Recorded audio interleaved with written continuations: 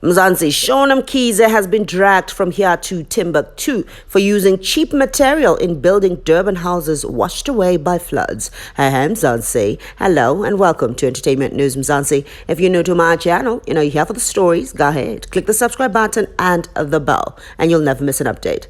So, Mzansi, Shawn Mkhize, aka Mkhize's company, Zikulisa Construction, which was allegedly awarded tenders to build houses around Durban in KwaZulu-Natal province, has been accused for using cheap material in building the houses that were easily swept away by the recent floods.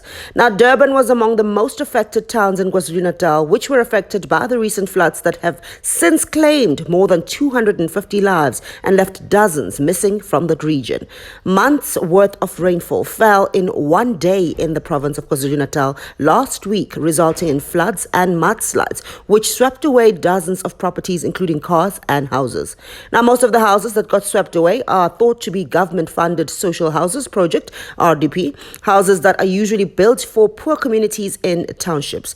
Mzansi, there are, however, media concerns circulating on social media that claim that the floods affected not only RDP houses, but all infrastructure that was on the way by the flash floods. Social media is convinced houses were swept away because construction companies and tender companies did not do proper engineering procedures to secure the infrastructure against unforeseen disasters, including floods.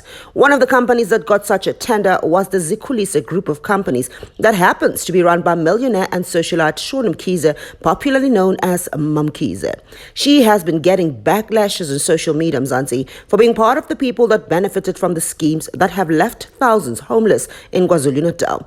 Majority of the houses that collapsed in eThekwini were built by the lady that owns a soccer team and flaunts her ill-gotten wealth riding on camels. For destroying people's lives, she will be rewarded with more tenders to build shoddy houses, said at Gulam from Twitter.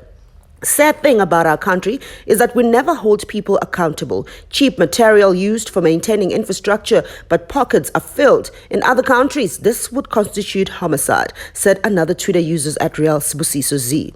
Mzansi, E-News Mzansi, however, noted that in as much as Mkhize's company was awarded one of the tenders to build such houses that were unfortunately swept away by the floods, there's no proof that her company used cheap materials in building these houses, despite evidence that was found that her company built houses in some areas that were affected.